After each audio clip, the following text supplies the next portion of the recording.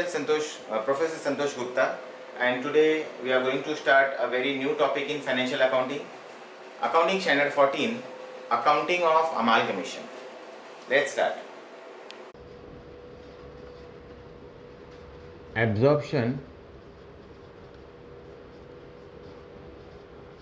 and external reconstruction.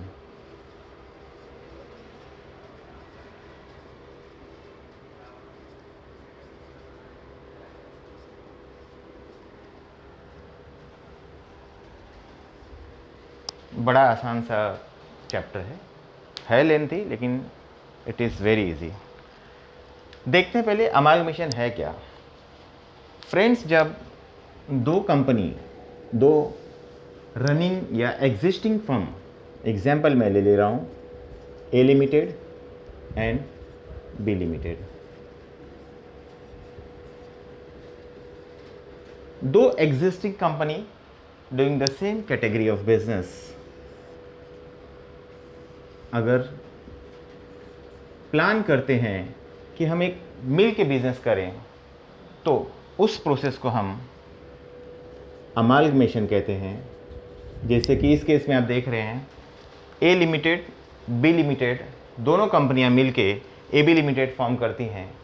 सवाल ये उठता है, आपके मन में सवाल आ सकता है कि ये ऐसा क्यों। उसका रीज़न पहले मैं दे दूं ताकि चैप्टर और क्लियर हो जाए। ए लिमिटेड मान लीजिए कोई गुड्स बनाती है, एग्जाम्पल के तौर पे हम ले लेते हैं कि एक marker pen. Marker pen market में बिक रहा है 20 रुपये का, ए लिमिटेड का। बी लिमिटेड ने सेम मार्कर पेन ऐसे ही बनाया लेकिन उन्होंने इसको 18 रुपये में बेचना चालू किया। कंपटीशन चालू। अब कंपटीशन सिर्फ यहाँ नहीं है, जैसे ही इनका 20 रुपया था, इनका 18 रुपया था, इन्होंने सोचा कि क्यों ना मैं इसको 16 रुपीज़ में बेचूँ। उन्होंने सोचा कि 16 रुपया होगा तो क्यों ना मैं इसको 15 रुपये में बेचूँ। ये मार्केट स्ट्रैटेजी है और मार्केट में ये कंपटीशन चलते रहता है। इतना ही नहीं है, कंपनियां बहुत सारा amount, they are spending a lot of amount on the advertisement, and this type of advertisement I think you are aware, it is called as selling cost. मैं बात करूँ अगर if I am talking about the A limited साल भर में 5 लाख रुपए खर्च करती है। क्या बी लिमिटेड एडवर्टाइजमेंट नहीं करती है? करती है। वो कंपटीशन में ज़्यादा खर्च करेगी, 6 लाख। अब इन्होंने देखा कि ये 6 लाख खर्चा करे तो इन्होंने सोचा कि क्यों ना हम एडवर्टाइजमेंट कॉस्ट और बढ़ा दें। इन्होंने 6.5 की तो इन्होंने 7 लाख कर दिया। What is the reason? Just to capture the market, just to increase the sales and just increase the profit. I repeat, capturing the market, market capture करना है।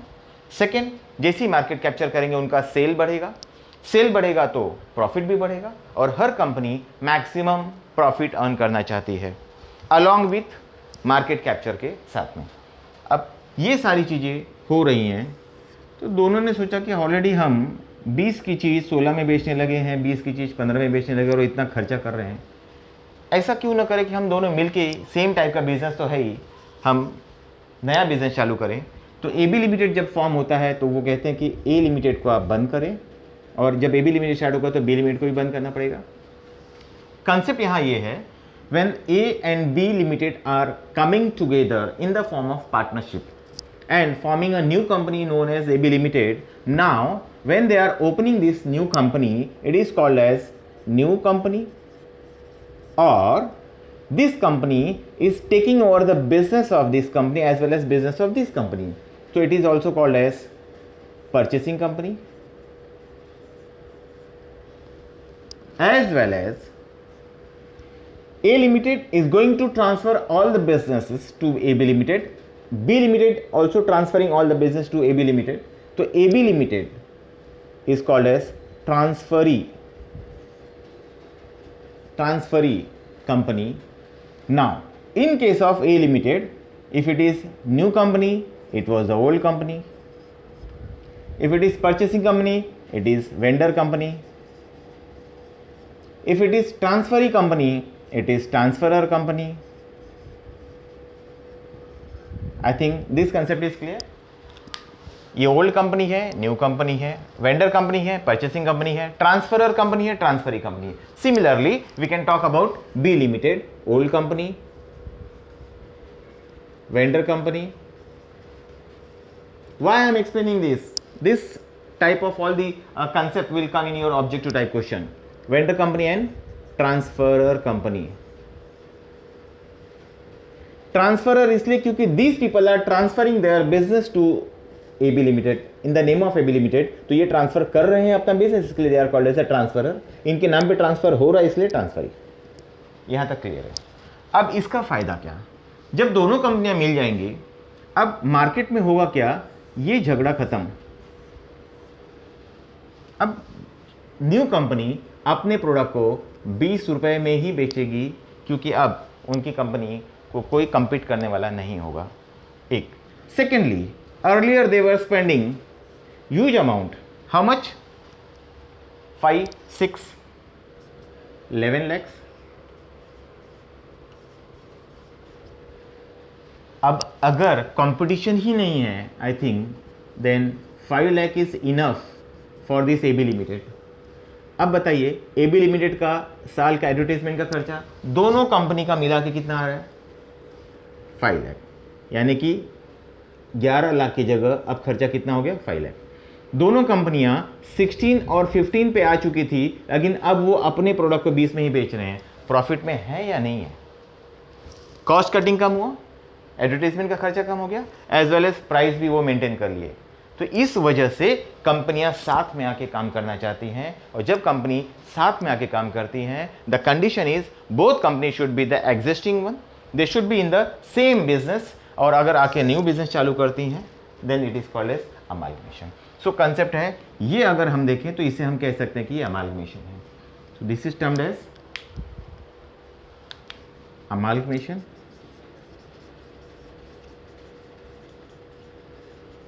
Of companies. ये अमालगमेशन का और भी थोड़ा डीप में मैं आपको बताऊंगा क्या है. Second part, absorption. अगर मैं ले लूं ए लिमिटेड, बी लिमिटेड, ध्यान से देखना, it's very easy. When the A Limited is being taken over by B Limited, A Limited को B Limited ने खरीद लिया. क्वेश्चन है क्यों? क्योंकि इनका टर्नओवर कम था, प्रॉफिट कम था. इन्होंने क्यों टेक ओवर किया? क्योंकि इनका टर्नओवर ज्यादा है, प्रॉफिट ज़्यादा है. देखिए ध्यान से सुनिएगा. When a small business comes और in front of the big businesses, they has to face a lot of challenges. Challenges in the form of cost, challenges in the form of advertisement, challenges in the form of price competition. ये सारे face करने के बाद कोई भी product market में बिकता है जो पॉपुलर होता है, तो बिग कंपनीज के प्रोडक्ट ज़्यादा पॉपुलर होते हैं, ज़्यादा सेल होते हैं, और इनका सेल कम होता है, तो इसके लिए प्रॉफिट भी कम होता है. तो जब वो सेम कैटेगरी के बिजनेस होते हैं तो वो क्या कहते हैं कि क्यों ना मैं अपना बिजनेस ए बी को टेक दे दूं, या बी लिमिटेड ए को ले लेता है. तो जब ये बिजनेस टेक ओवर होता है, ये है take over, it is called as absorption. Example, नाम सुना होगा आपने, एक कंपनी थी हच. हच को टेक ओवर किया वोडाफोन ने. वोडाफोन बिग कंपनी थी, हच स्मॉल कंपनी थी. वोडाफोन ने हच को टेक ओवर कर लिया, यानी वोडाफोन ने हच को पूरा परचेस कर लिया, और हच कंपनी को बंद होना पड़ा. आज हमारा जिसका भी जो भी कस्टमर थे हच कंपनी के, अब वो कस्टमर किसके हैं? वोडाफोन के. यानी ए लिमिटेड बंद होगा तो उसके सारे एसेट्स एंड लायबिलिटीज बिजनेस किसको चले जाएंगे? बी लिमिटेड के. यहाँ पे और यहाँ पे आपको कुछ सिमिलैरिटी नजर आएगी. यहाँ पे कितनी कंपनी बंद हो रही है? 2 न्यू कंपनी फॉर्म हो रही है. ना ओल्ड की कुछ है, ना यहाँ बी की कुछ है, टोटली न्यू कंपनी फॉर्म हो रही है. यहाँ पे भी एक कंपनी बंद हो रही है और दूसरी कंपनी जो थी वो एग्जिस्टिंग कंपनी ही कंटिन्यू करेगी, यानी ये जो नया कंपनी है वो यही रहेगा, यानी कि ये ऐसे ही रहेगा, खाली ये क्रॉस हो जाएगा। फर्क समझ में आया? इस केस में दोनों कंपनियां बंद हुई, न्यू कंपनी चालू हुई। इस केस में एक कंपनी बंद होगी, लेकिन जो जिस कंपनी ने टेक ओवर किया है वो company existing as it is चलेगी, यानी ए के सारे एसेट्स एंड लायबिलिटीज अब उनके हो जाएंगे। यही खाली डिफरेंस है अमालगमेशन और एब्जॉर्प्शन। यहाँ पे दो कंपनियों को बंद करना पड़ता है और न्यू कंपनी फॉर्म होती है, यहाँ पे एक कंपनी बंद होती है और जो दूसरी कंपनी परचेस करती है वही एग्जिस्टिंग काम करती है। पहला डिफरेंस। इसके बाद आपको लगता है ए लिमिटेड और बी लिमिटेड जब साथ में आते हैं और ए बी लिमिटेड फॉर्म होता है तो ए लिमिटेड ने अपना बिजनेस ए बी लिमिटेड को दे दिया, बी लिमिटेड ने अपना बिजनेस ए बी लिमिटेड को दे दिया, फ्री में दे देंगे? नो। ए लिमिटेड ने जब अपना बिजनेस दिया तो ए लिमिटेड को ए बी लिमिटेड कुछ उनके बिजनेस का वैल्यू देंगे, उस वैल्यू को हम कहते हैं परचेस कंसिडरेशन। क्या कहते हैं? परचेस कंसिडरेशन, शॉर्टकट में कहते हैं PC. I repeat, when the new company is taking over the business of old company, ये कंपनी डिसॉल्व होगी और ये कंपनी का पूरा एसेट्स लायबिलिटीज टेक ओवर ये करती है। बदले में बिजनेस परचेस करने के बदले में कंपनी इनको रिटर्न देती है purchase consideration. The term consideration मतलब होता है something in return of business. Similarly AB limited will pay certain amount to B limited also. इसका भी हम क्या निकालेंगे? पीसी। यानी कि सबसे इंपॉर्टेंट पार्ट क्या लग रहा है? पहला स्टेप पीसी। कितने में ए लिमिटेड AB को बेचेगा, कितने में बी लिमिटेड AB को बेचेगा। तो ये जो बेचने का अमाउंट है, that amount is called as purchase consideration. इसके बारे में हम और डिटेल सीखेंगे। यहां तक क्लियर है? आप यहां देख सकते हैं ए लिमिटेड जब बी लिमिटेड को अपना बिजनेस बेचेगा तो क्या बी लिमिटेड ए लिमिटेड को कुछ देगा? नहीं।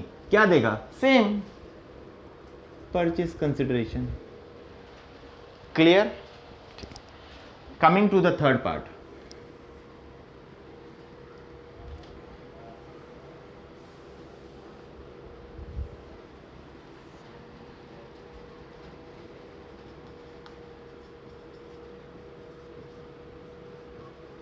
External reconstruction. एक्सटर्नल रिकंस्ट्रक्शन बहुत ही आसान है, कुछ है नहीं। मान लीजिए कंपनी है ए लिमिटेड और ए लिमिटेड अब न्यू कंपनी फॉर्म कर रही है।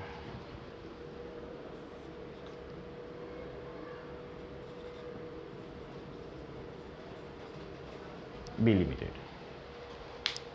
ए लिमिटेड फॉर्म कर रही है बी लिमिटेड, या हम चेंज कर देते हैं नाम, थोड़ा सा और इजी लगेगा, डबल ए लिमिटेड। अब ठीक है, मैचिंग। ए लिमिटेड बंद हो रही है और उसके जगह पे न्यू कंपनी फॉर्म हो रही है ए लिमिटेड। ठीक है, इसके साथ में और एक चैप्टर आपको मिलेगा, वो चैप्टर का मैं हिंट आपको देता हूं खाली। क्या है? Internal reconstruction. क्या है? When I talk about internal reconstruction, company का नाम चेंज नहीं होता है, कंपनी के खाली जो इक्विटी शेयर होल्डर्स हैं, प्रेफरेंस शेयर होल्डर्स हैं, जो स्टेक होल्डर्स हैं, इंटरनली उनका एडजस्टमेंट होता है, इसलिए इंटरनली रिकंस्ट्रक्ट होता है। इसलिए इस चैप्टर का नाम है internal reconstruction. There is no change at all in the external part of the company. Whereas when I'm talking about the external reconstruction consisting of the name of new company, the share capital of new company, everything will be new. और जब हम बात करते हैं ए limited और ए limited new company है। देखिए यहां पे ए लिमिटेड ओल्ड कंपनी है। ए लिमिटेड अपने ही नई कंपनी को अपना बिजनेस बेचेगी, इसलिए उसे हम क्या कहेंगे? Vendor company. इसे हम क्या कहेंगे? Purchasing company. इसको आप दूसरी भाषा में वेंडी कंपनी भी कह सकते हैं। It is also called as vendee company. इसे हम, ये अपना बिजनेस इनको ट्रांसफर करेगा, इसलिए इसे ट्रांसफरर भी कह सकते हैं, transferor company. Where as it is called as transferee company. यहां तक क्लियर है? अब ए लिमिटेड अपना बिजनेस, न्यू कंपनी जो फॉर्म हो रही ए लिमिटेड को दे रहा है, तो बिजनेस में ए लिमिटेड क्या लेगा, क्या लिया यहां पे, वही यहां पे भी लेगा। What is that, PC, purchase consideration. यहां तक क्लियर है। एक्सटर्नल रिकंस्ट्रक्शन के कुछ और भी कंसेप्ट्स हैं, वो मैं आपको समझाता हूं, तब तक आप नोट डाउन कर लें।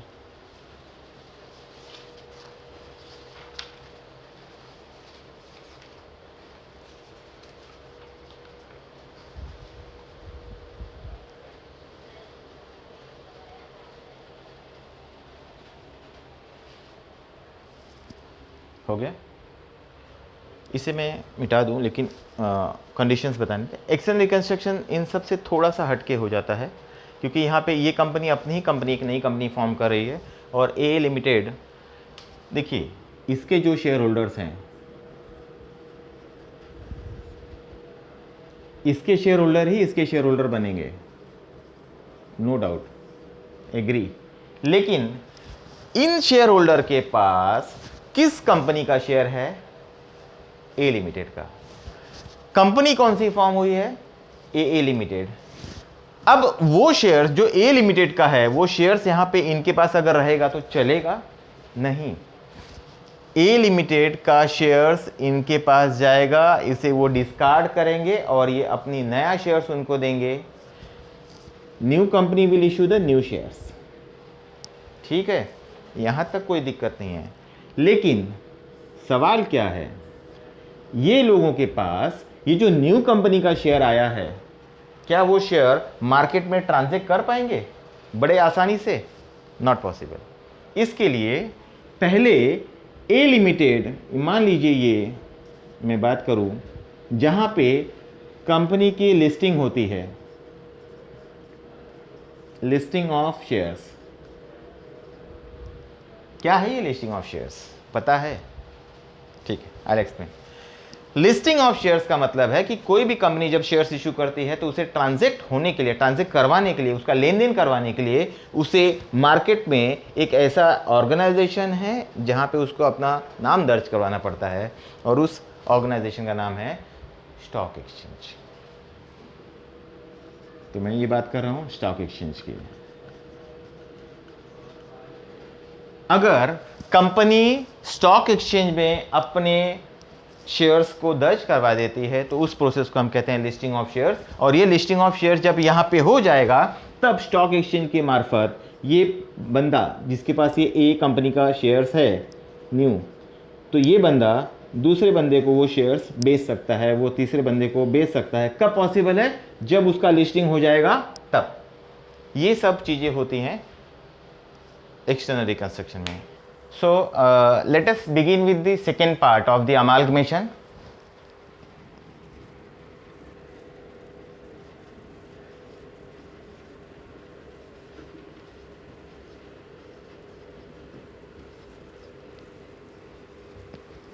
सेकेंड पार्ट में हम क्या सीख रहे हैं कि अमालगमेशन कितने टाइप्स के होते हैं, या अमालगमेशन में कितने मेथड्स होते हैं। तो अगर हम बात करें टाइप्स की, तो सिंपल सा लॉजिक है। amalgamation of partnership firm and second one is amalgamation of companies.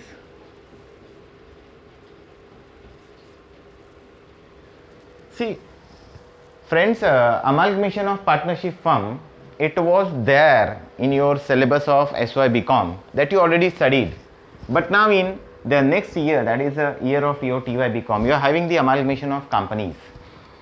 अगर हम बात करें amalgamation of partnership firm और companies की, both are similar, कोई फर्क नहीं है ज़्यादा। इसमें दो पार्टनरशिप फर्म हैं, say partners A B, partner C D. मैं एक स्मॉल रिकैप ले रहा हूं so that you will get understand, concept clear होगा कि इससे इसका क्या तालमेल है। Both comes together, they form a new partnership firm known as ABCD and company.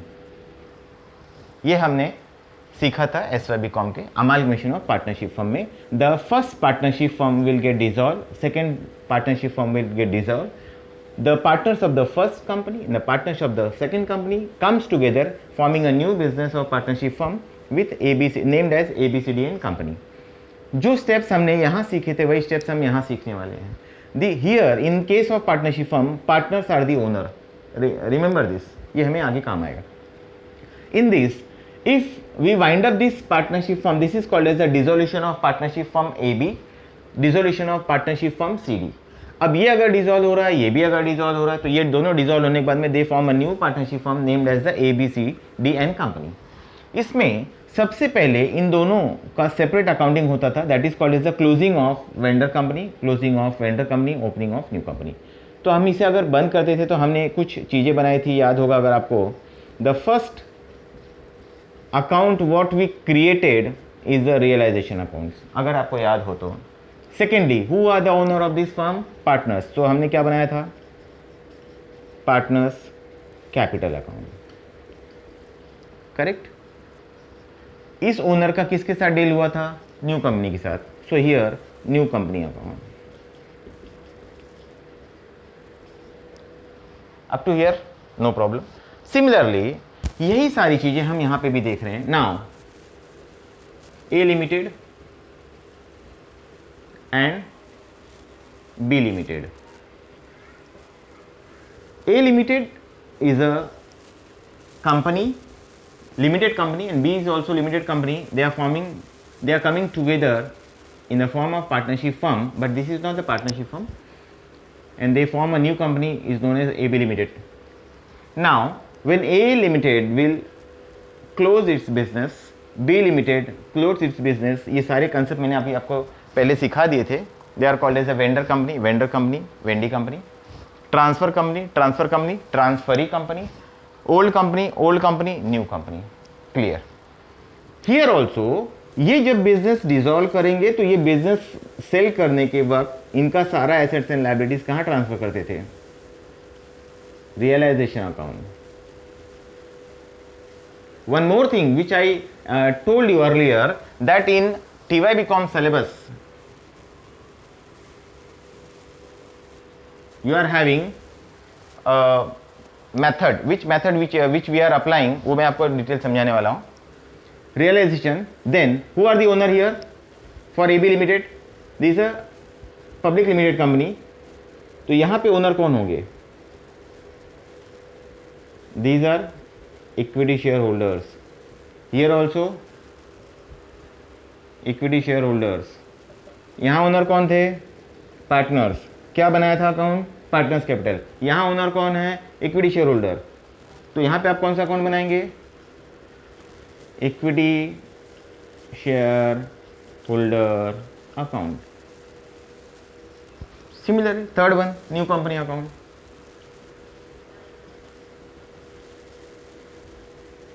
ये सारे अकाउंटिंग कंसेप्ट्स ये तो आप एसओ में सीख चुके हैं. मैं आपको ये सिखाने वाला हूँ इन TYBCom. ये सारे अकाउंटिंग कंसेप्ट मैं आपको सिखाने वाला. Accounting procedures, accounting entries that I will explain you later.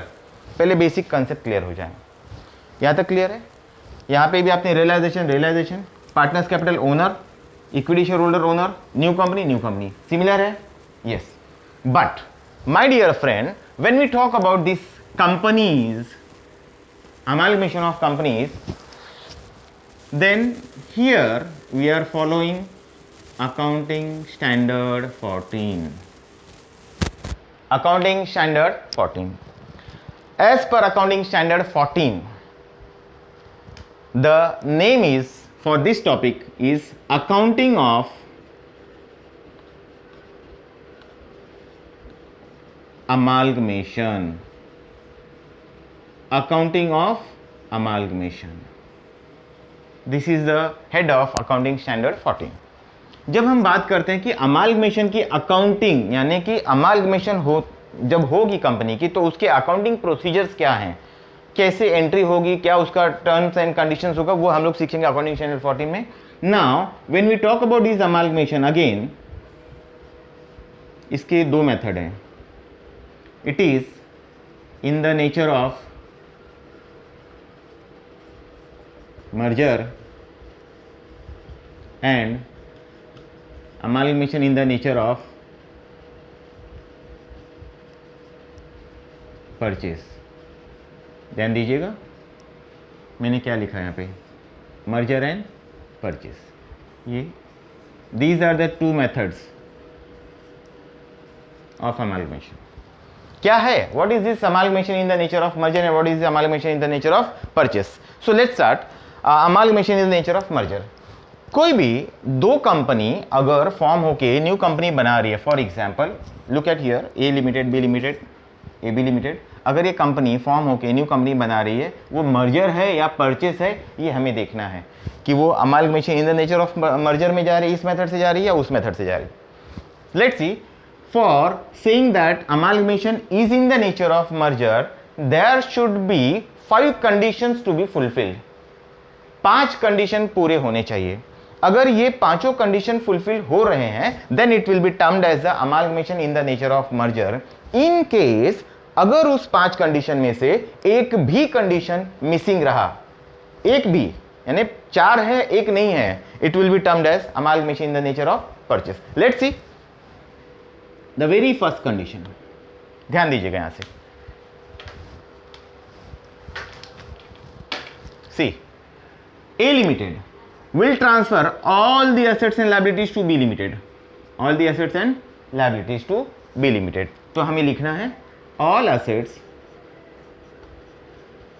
and liabilities of, ये कंपनी का नाम क्या था, vendor company, seller company. Vendor company will become assets and liabilities of Wendy company, यानी कि new company. Clear first point. इनके सारे assets and liabilities, इनके एसेट्स एंड लायबिलिटीज हो जाएंगे. ठीक. Condition number 2.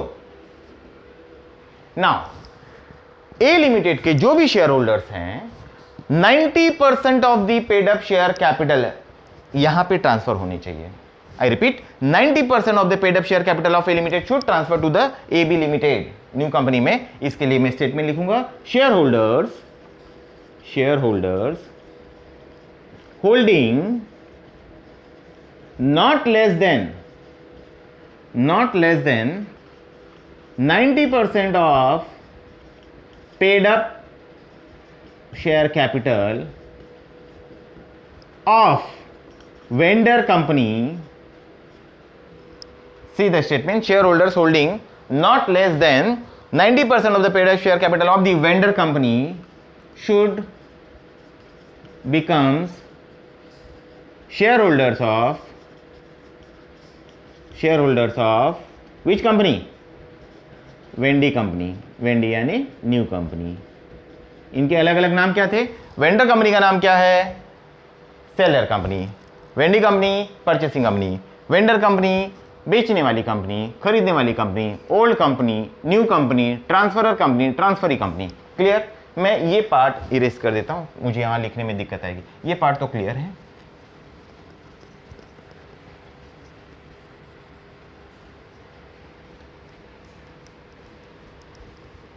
ठीक, ये भी मैं निकाल दूं क्योंकि ये तो हो चुका है concept.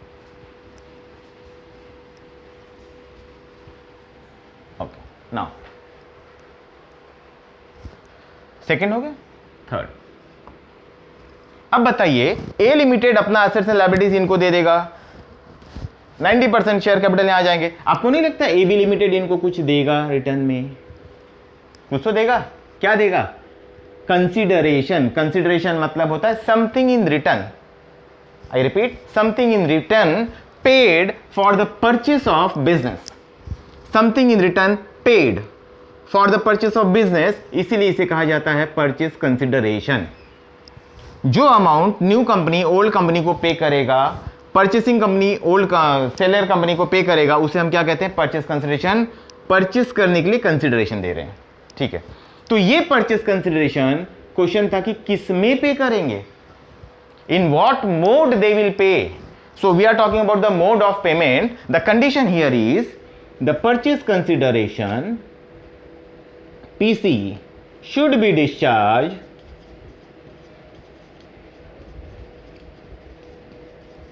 by vendor company in the form of equity shares only, equity shares only। ठीक है, यहां तक हो गया, लिख के कॉपी डाउन कर लो।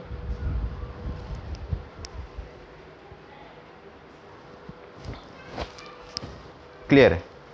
नेक्स्ट सवाल ये था कि अगर ये एबी लिमिटेड इनको सिर्फ इक्विटी शेयर ही देगा, इक्विटी शेयर्स ओनली,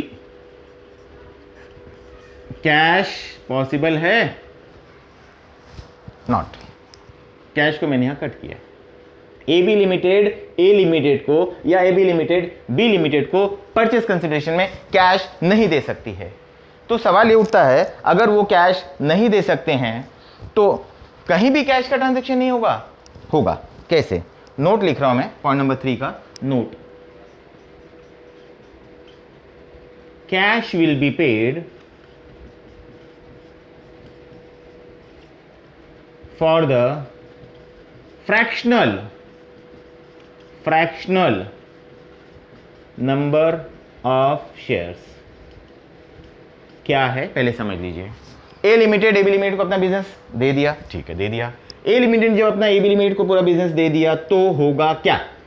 ए लिमिटेड के बिजनेस देने के बाद ए लिमिटेड के जो शेयर होल्डर्स थे इनको अब एबी लिमिटेड न्यू कंपनी का शेयर देगा, ठीक है। अगर एबी लिमिटेड न्यू कंपनी का शेयर देगा तो होगा क्या? इनको इनके बदले में क्या देगा? मैंने क्या बताया? सिर्फ इक्विटी शेयर्स। मान लीजिए वो इक्विटी शेयर्स का नंबर आया 5765। अब ये 5765 नंबर ऑफ शेयर्स हैं, शेयर्स। लेकिन एक शेयर्स के लिए एक सर्टिफिकेट नहीं होता। If the company AB limited A limited को 10 शेयर्स का एक बंच दे रही है, 10 शेयर्स का एक बंच, 10 शेयर्स का एक, मतलब एक सर्टिफिकेट पे 10 शेयर्स, एक सर्टिफिकेट पे 10 शेयर्स, एक सर्टिफिकेट पे 10 शेयर्स, ठीक है, ओके। अगर एक सर्टिफिकेट पे 10 शेयर दे रही है तो बताइए इतने शेयर्स के लिए कितना सर्टिफिकेट देगी? हम देखते हैं 576 अपॉन 10, अगर इसका करूं तो 576.5 आएगा। इतने तो शेयर्स इशू कर देंगे, नो डाउट। इतना शेयर्स करने 0.5 का क्या करेंगे? क्या ये एक सर्टिफिकेट पे खाली 5 शेयर रहेगा? ये पॉसिबल नहीं है। This is called as fractional number of shares. सिर्फ इस चीज के लिए कंपनी कैश देगी, बाकी सब सर्टिफिकेट दे देगी। क्लियर? डन। फोर्थ पॉइंट है the business of vendor company should be carried on by should be carried on by purchasing company।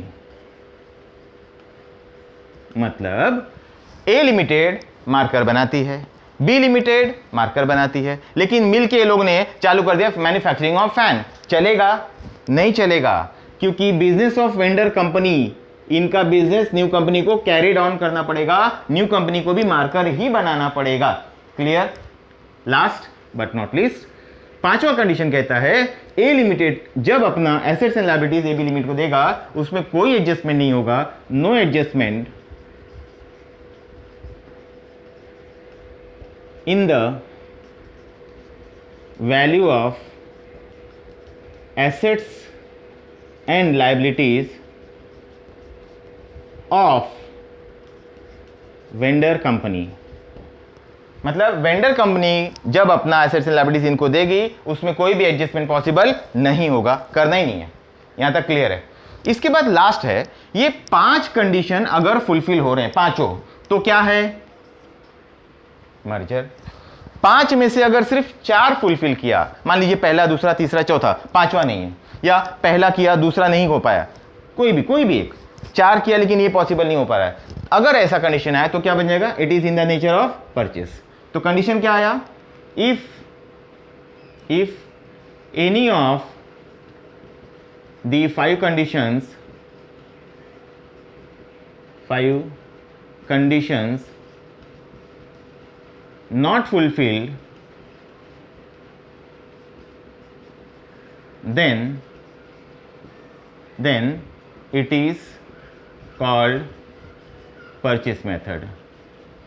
It is called as purchase method. और मैं आपको बता दूं,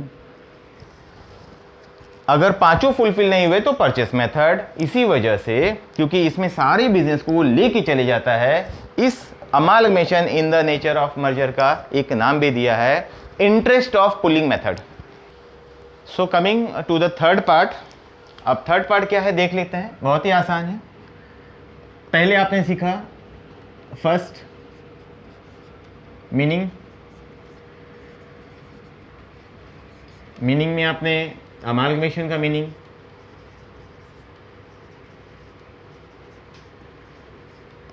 एब्जॉर्प्शन का meaning and external reconstruction, correct.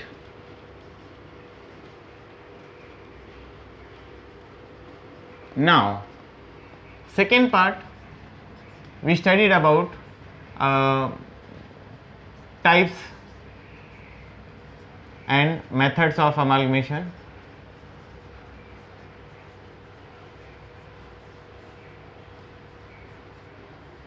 Type से आपने देखा कि अमालगमेशन ऑफ पार्टनरशिप फर्म है या अमालगमेशन ऑफ कंपनी है, और मेथड में आपने सीखा amalgamation it is whether it is amalgamation in the nature of merger और amalgamation in the nature of purchase.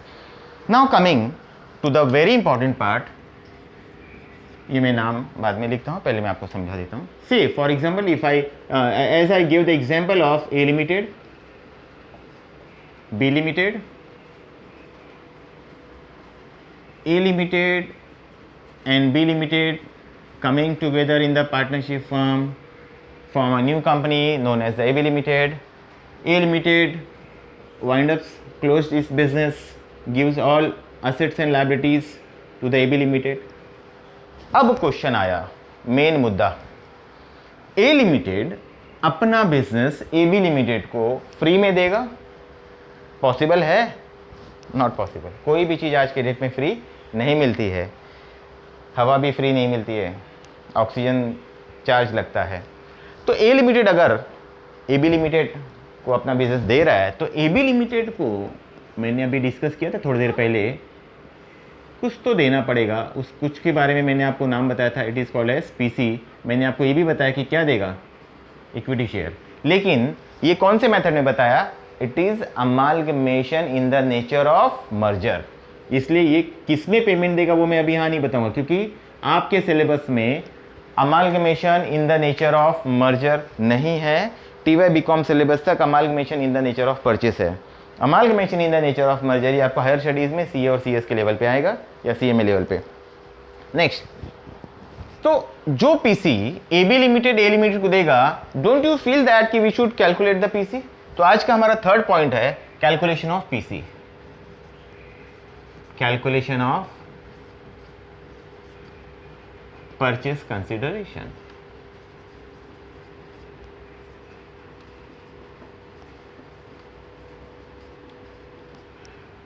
This is our third part. देखते हैं अभी उसी बेसिस पे A B limited A limited को पीसी देगा, A B limited B limited को भी पीसी देगा। इसी वजह से आपको ए लिमिटेड का भी पीसी कैलकुलेट करना पड़ेगा और बी लिमिटेड का भी पीसी कैलकुलेट करना पड़ेगा, दो अलग अलग part. Clear?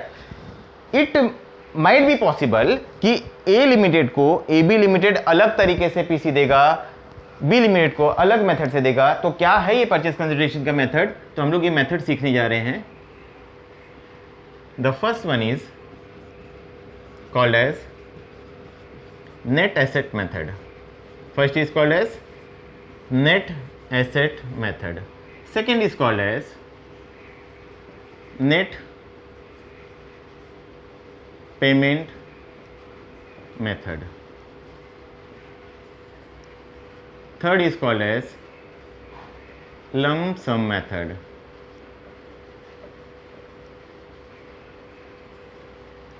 My dear friend, out of these three methods, lump sum method is little bit impractical. The reason is ये इमरजेंसी केस में होता है कि बहुत इमरजेंसी में कोई भी बंदा 100 की चीज़ 50 रुपये में या 40 रुपये में बेच के निकल जाता है कि भाई मुझे इमरजेंसी ज़रूरत है, ये बिज़नेस का कितना दोगे मिले। तो अगर इमरजेंसी कोई बिज़नेस वाइंड अप हो रहा है तो भी वो एकदम इमरजेंसी में लमसम मेथड में उसको नहीं मिलता है, ये इम्प्रैक्टिकल है। इमरजेंसीज में कोई भी अपना बिजनेस बेचेगा तो कौड़ियों के दाम से बिक जाए, जो भी वैल्यू हो, तो लमसम मेथड नहीं आता. इट इज कॉल्ड एज, मेरे हिसाब से it is impractical method. So we will not consider this. You have to study this two methods. क्या है अब net asset method and net payment. मतलब एबी लिमिटेड ए लिमिटेड को net asset method से भी पेमेंट कर सकती है और नेट पेमेंट मेथड से भी पेमेंट कर सकती है. दोनों मेथड से. कौन सा मेथड आपको क्वेश्चन में दिया है वो आपको देखना पड़ेगा. क्लियर. पहचानने में भी आना चाहिए कि भाई कौन सा मेथड अप्लाई होगा. तो देखते हैं नेट एसेट मेथड क्या होता है. पहले देख लीजिए, नाम ही काफी है, नाम में उसका मीनिंग छुपा हुआ. Net asset, whenever there is a question in the objective, net asset is equal to, आपको अगर पूछा जाए तो आपको कहना क्या है. नेट एसेट का मतलब होता है assets minus liabilities. Assets minus liabilities, इसको हम डिटेल में सीखते हैं. मैं अगर यहां पे एक बैलेंस शीट ड्रॉ कर रहा हूं,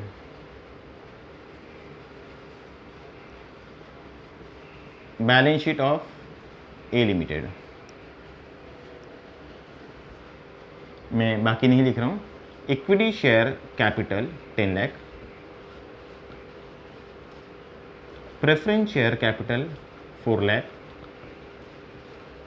रिजर्व्स एंड सरप्लस 5 लाख,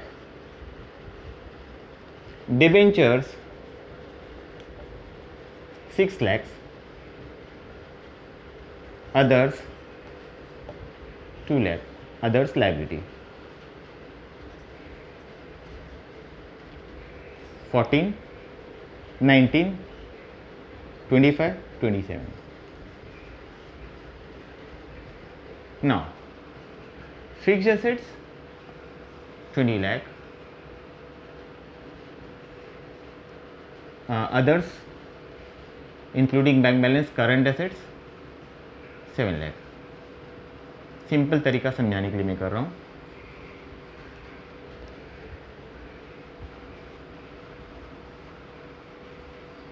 अगर आपको चाहिए बाइफर्केशन में दे दूं, आप कहें तो. देखिए, मैं बाइफर्केशन दूंगा तो थोड़ा और ज़्यादा समझ में आएगा.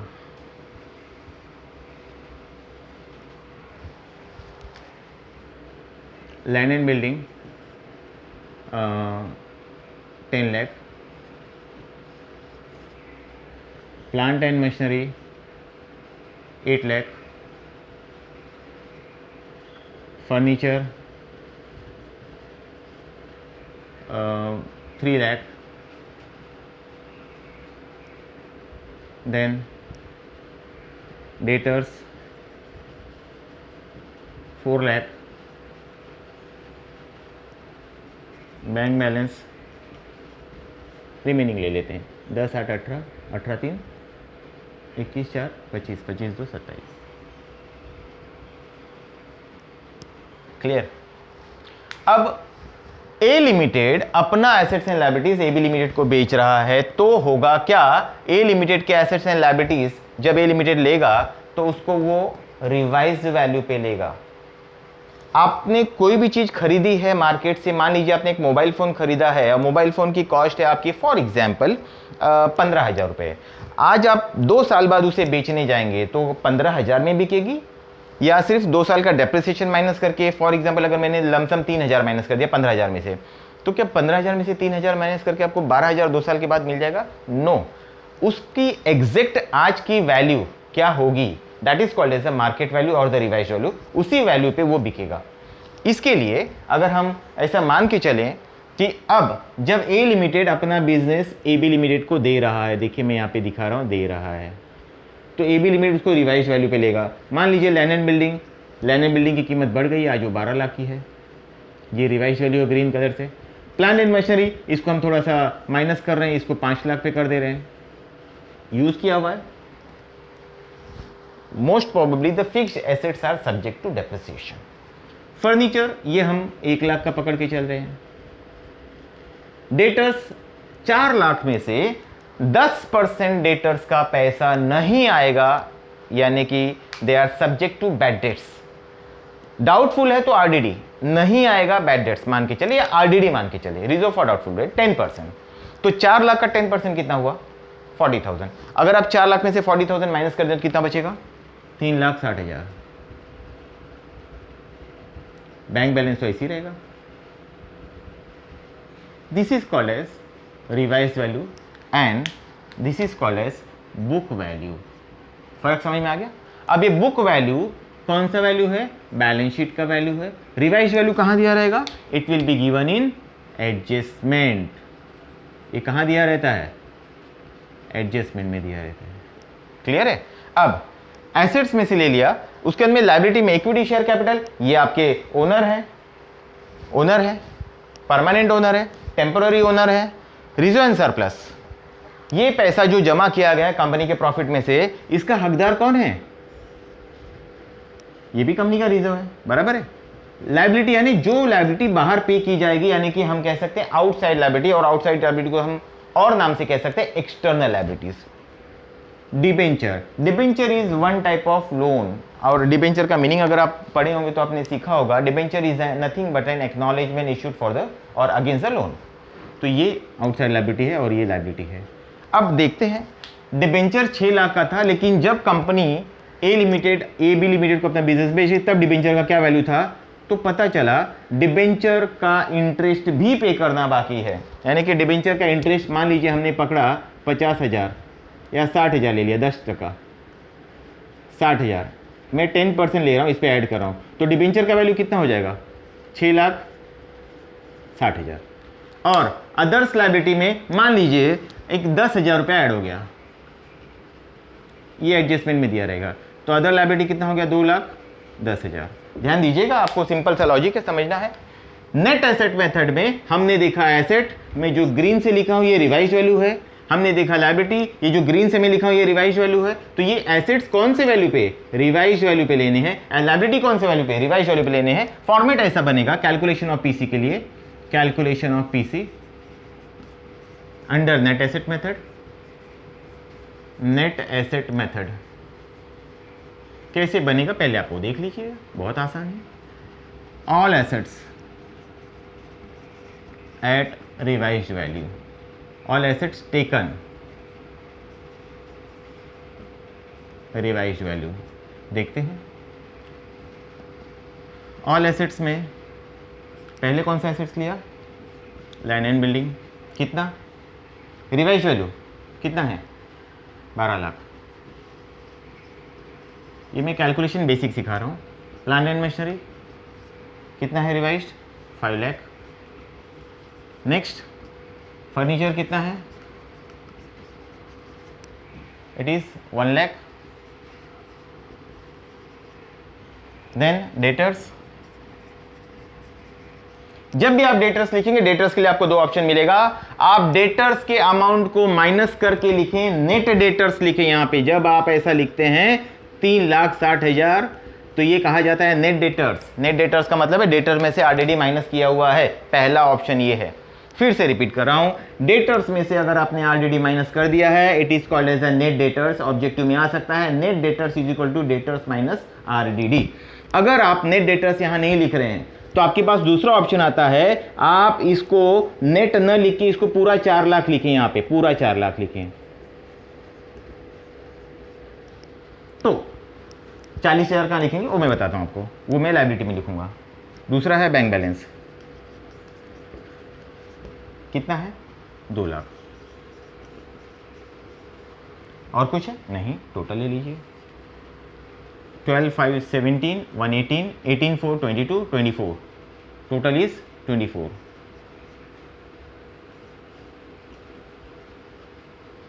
Less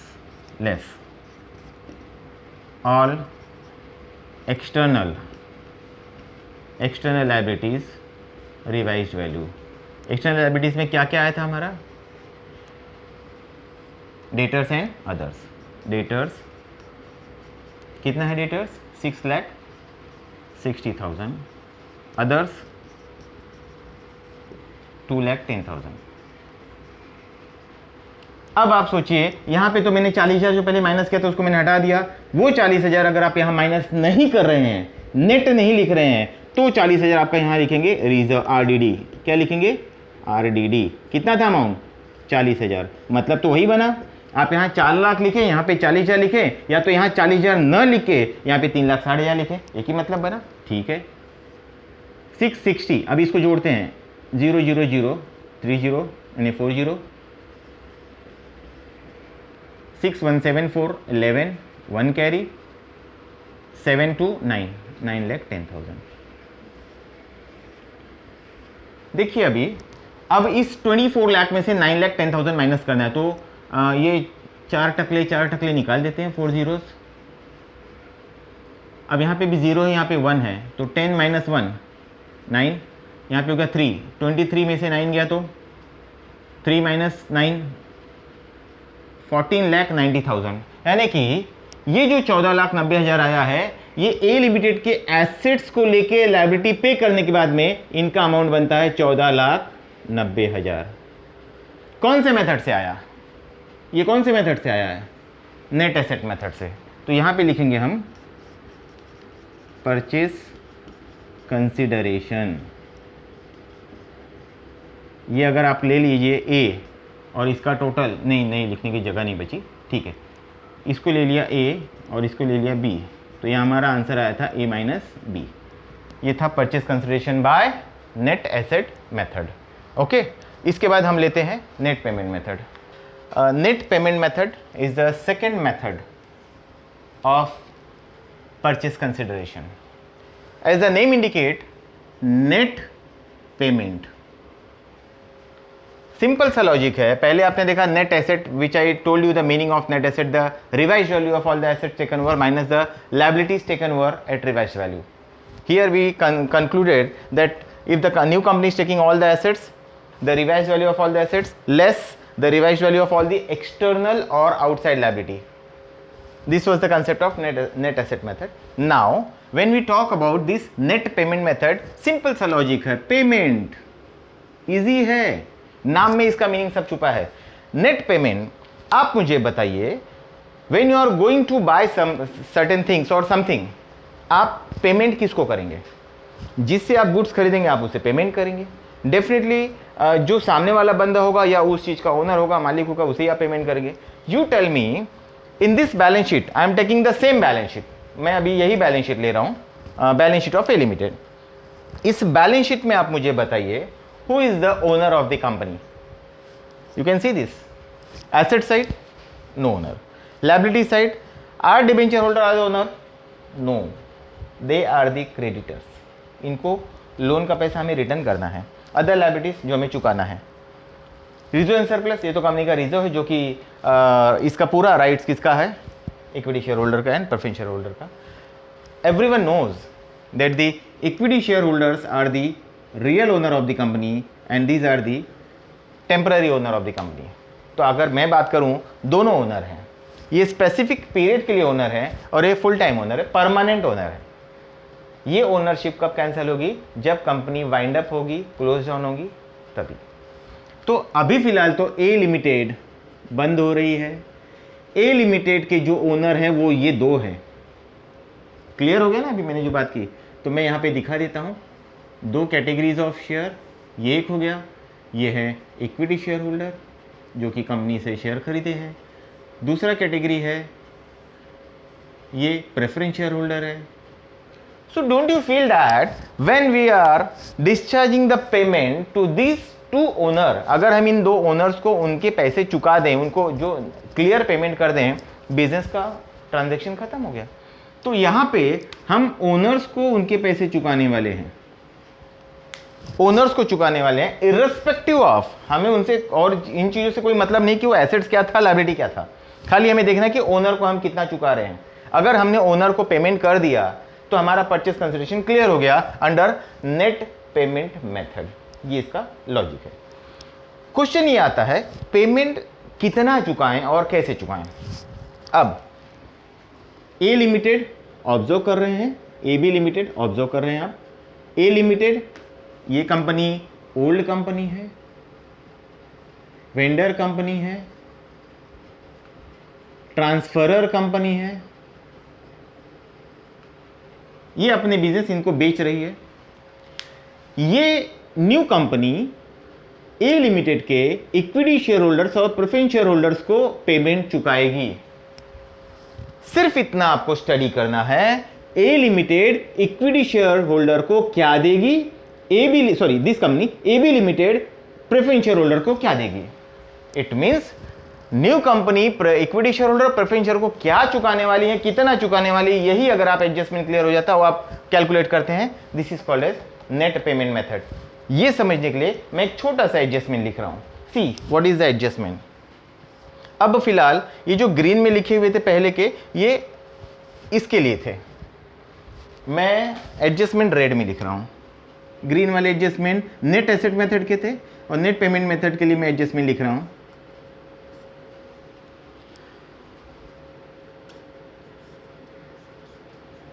AB Limited will issue। अब देखना है आपको इक्विटी शेयर कैपिटल कितना दिया हुआ है, 10 लाख। आपको पता है एक शेयर्स कितने का है? अगर हम ऐसा मान के चलें तो इंफॉर्मेशन दिया रहता है 1 लाख शेयर्स ऑफ 10 ईच, मतलब 1 लाख इक्विटी शेयर है, 10 रुपए का एक है तो 10 लाख हो गया। प्रेफरेंस शेयर कितना है ये मैं निकाल देता हूं यहां से।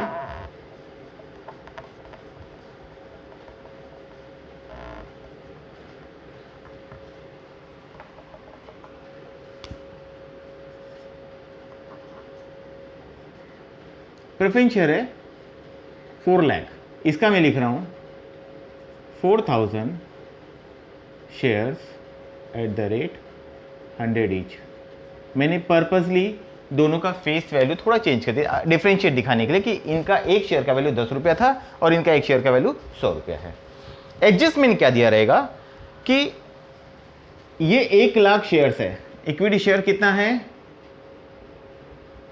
इक्विटी शेयर कितना है, इक्विटी शेयर्स 1 लाख है। ये कहां दिया है, बैलेंस शीट में दिया है। प्रेफरेंस शेयर कितना है 4000, कहां दिया है, बैलेंस शीट में दिया है। क्लियर है यहां तक? देखते हैं क्या दे रहे हैं। AB लिमिटेड विल इशू, यानी AB लिमिटेड अब इनको विल इशू, रेशियो देखते हैं, 6 shares for every 5 shares of A Limited, for every 5 shares of A Limited। एक सिंपल सा मैं एडजस्टमेंट ले रहा हूं समझाने के लिए।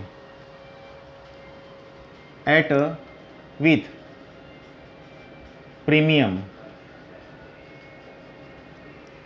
Of ₹1 on ₹1 on every share, per share।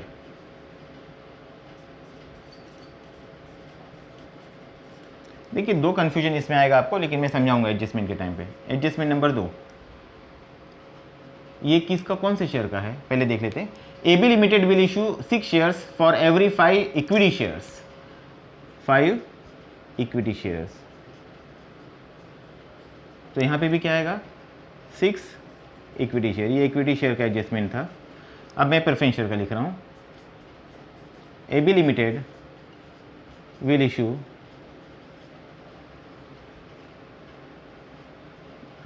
5 equity share, 5 preference share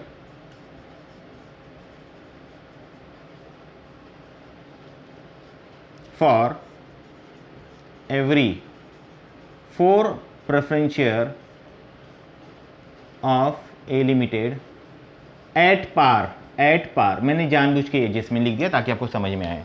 देखना क्या है कि A लिमिटेड के जो शेयर होल्डर है, ये देखिए लमसम मेथड नहीं है, मैं इसको यहां से मिटा देता हूं ताकि आपको थोड़ा कंफ्यूजन कम हो जाए। ये मेथड आपको नहीं है, प्रैक्टिकल नहीं है, ठीक है, ये मैंने निकाल दिया।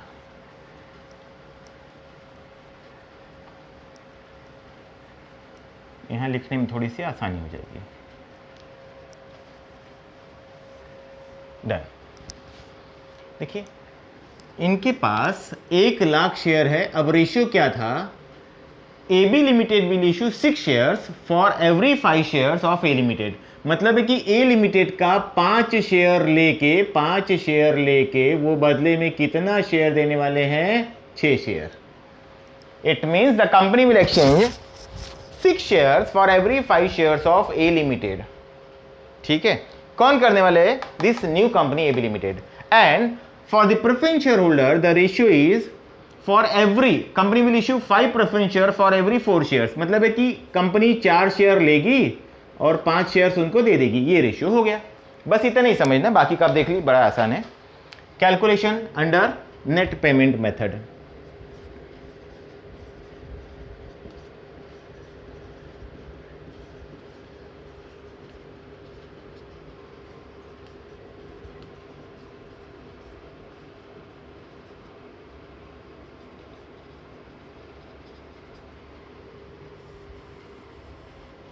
ध्यान देना है, इसके लिए एक फॉर्मेट है, विच format I am teaching since last 18 to 20 years. यही फॉर्मेट बड़ा आसान होता है समझने के लिए। कैसे भी सम्स आए फॉर्मेट फॉलो कीजिए, इजी लगेगा। The format is under net payment method particulars,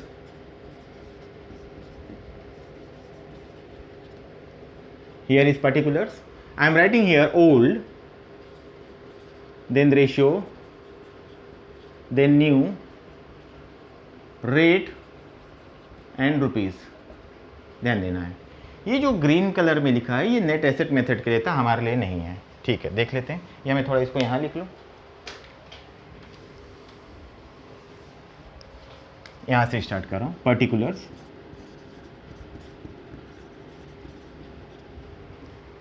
old, ratio, new, rate and rupees. ध्यान देना है। पहला, see what I told you, the AB limited will give the payment to this, ये 2 owner हैं, यही 2 owner को चुकाना है ना। कौन से 2 ओनर है, the first one is for payment of equity share capital, but who are the owner, the owner are equity shareholder. For preference share capital, who are the owner, preference shareholder. So I'll discharge the payment to the first owner, equity shareholder, equity share holder। ध्यान देना है, equity share holder को पहले हम क्या देंगे, equity share holder को इनका सर्टिफिकेट लेके, यानी ए लिमिटेड का सर्टिफिकेट लेके AB लिमिटेड अपना सर्टिफिकेट देगी। तो चलो दे देते हैं। जब हम सर्टिफिकेट देंगे तो हम लिखेंगे equity share capital, equity share capital.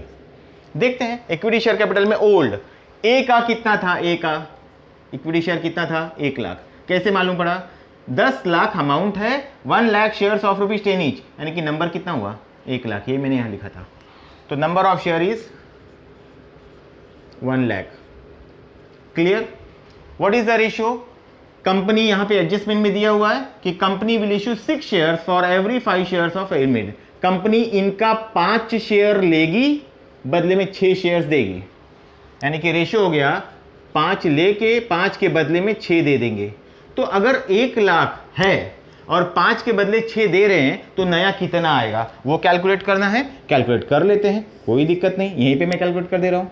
अगर हमारा ओल्ड और न्यू मैं इस तरह से बनाऊं तो ओल्ड कितना शेयर था हमारा, 1,00,000, और ओल्ड में ओल्ड कितना हम लोग देने वाले हैं, 5 के बदले कितना मिलने वाला है, 6। तो टोटल कितना मिलेगा, इसको अगर हम लोग देखें क्रॉस मल्टीप्लाई करेंगे, is equal to 1 lakh into 6 upon 5।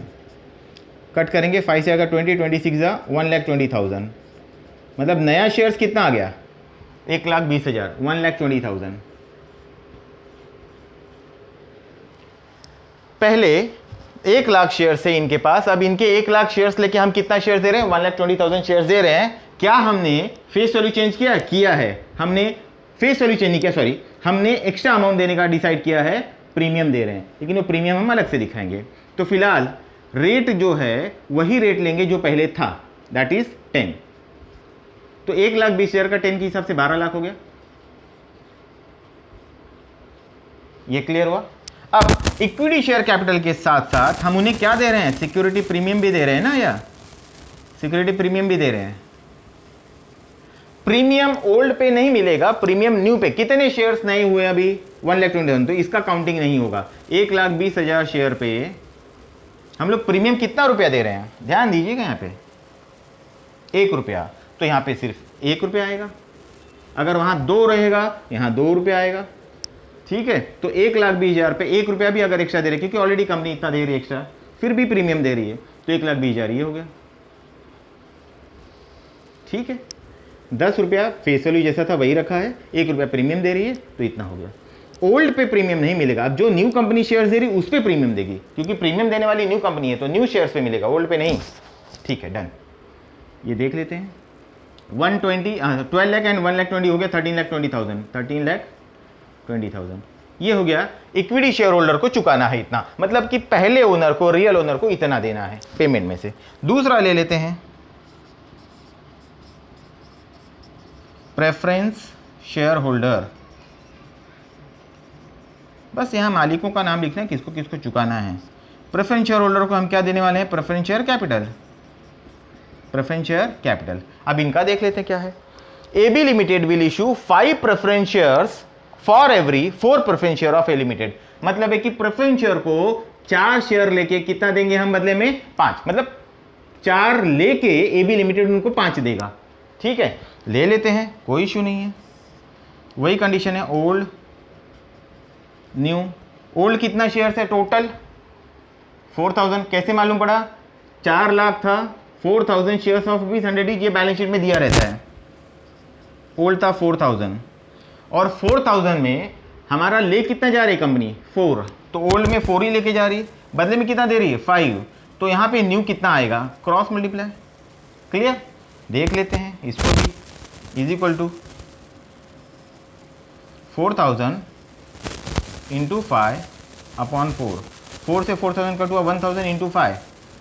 अगर कैलकुलेटर आप यूज़ करेंगे तो आपको ये मिल जाएगा आंसर 5,000। यानी कि नंबर ऑफ शेयर्स, हमने यहाँ पे ओल्ड लिखा नहीं, सॉरी मैं माफ़ी चाहता हूँ, यहाँ पे ओल्ड में कितना आएगा 4,000, रेशियो में क्या आएगा 4:5, मतलब 4 लेके 5 दे देंगे, तो उसके हिसाब से रेशियो क्या आया हमारा 5,000 शेयर्स आया। और इसका फेस वैल्यू कितना था 100, तो इसमें हम लोग रेट में वही लिखेंगे 100 लिखेंगे। क्या कोई प्रीमियम है, नहीं है, कैसे पता चला, साफ साफ क्या दिया यहाँ पे एट पार, इसके लिए कोई प्रीमियम का सवाल ही नहीं उठता है। तो 5,000 इंटू 100 कितना हो गया 5 लाख। और कुछ देना नहीं है, टोटल ले लो 13,5 18,20,000। इतना payment we have to give to the owners of the company. इस वजह से इसको हम नेट पेमेंट बोलते हैं, क्योंकि हमें सिर्फ उनको पेमेंट चुकाना है। So this will be termed as a purchase consideration, या मैं इसका टोटल नीचे लिख देता हूं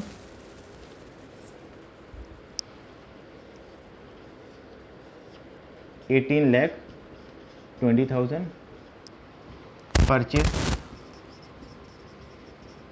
कंसिडरेशन। ये मान लीजिए हो गया A, ये हो गया आपका B, total A plus B। ये हमने जो चुकाया है ये इनके ओनर को देंगे under the heading, under the method of net payment, that's it. तो यहाँ तक कुछ डाउट है? तो अकाउंटिंग एंट्रीज, अकाउंटिंग जो प्रोसीजर है हम नेक्स्ट सेशन में सीखेंगे।